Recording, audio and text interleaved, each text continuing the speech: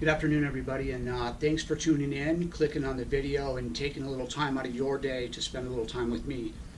What I want to talk about this afternoon is part of a 5-pillared program that I've put together for supervisors, management, and some leadership. And the 5 points to this program are expectations, equipped, empower, engage, and evaluate. And what we're going to talk about this afternoon is expectations.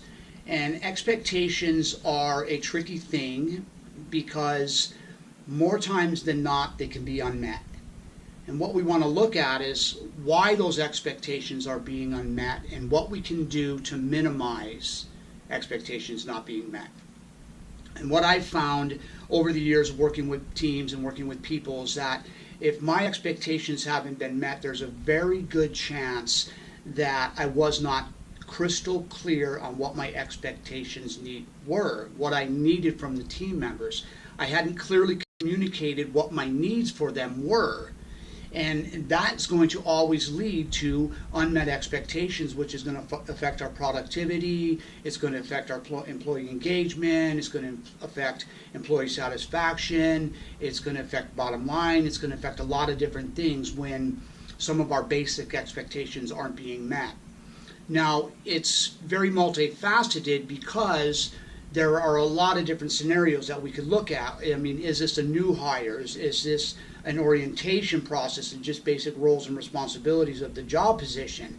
Is this a new project with a deadline? Is it a new policy that's being implemented? Is it any type of change within the organization that is directly affecting the organization as a whole, whether it be a certain department or the whole entire organization? So it's very multifaceted. So I'm going to keep it fairly simple today because this is just a short video clip. If you're interested in knowing more, you can contact me and we can have a more detailed conversation of this. But what I want to talk about is how do we minimize expectations being unmet? And what I've come to understand and what I realize today is that more times than not, if an expectation is being unmet, it is very likely that I have not clearly communicated what my needs as a leader, manager, or supervisor are. When I am crystal clear in my communication and I have reciprocal conversations with different team members, whether it be a department head or an individual during an orientation, if I'm having reciprocal conversations with them and we're collaborating on what this looks like and what we need as an organization or department, and we're talking about it and there's questions and there's answers and the communication is clear and concise, I have a much higher chance of getting my expectations met.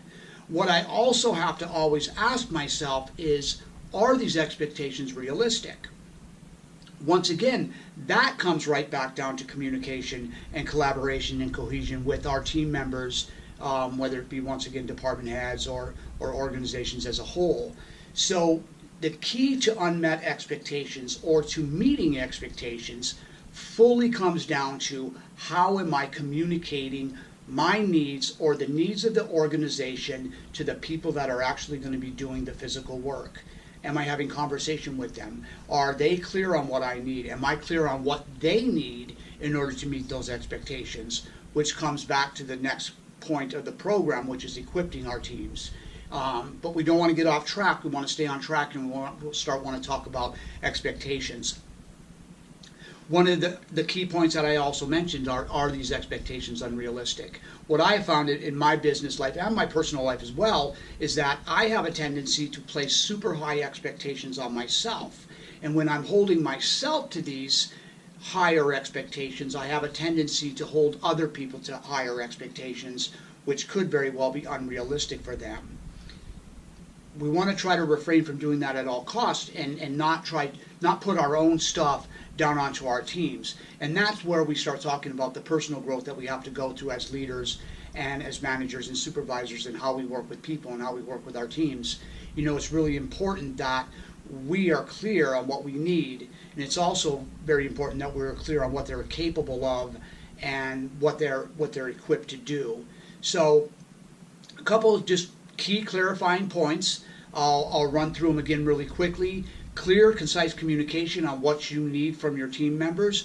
Clear communication in a reciprocal form that they understand what you're saying and what you need, and that's been outlined in some type of a strategic plan, and making sure we're not setting unreal expectations on our team members and even on ourselves at times. I hope this helped you in any way. If you have any questions, you feel free to reach out. I'd be more than happy to explain some more points of this program that I put together. I look forward to hearing from you. I hope you're having a fantastic day. Remember, you can make a difference in your team members and in your own life. Take it to the next level. Thanks.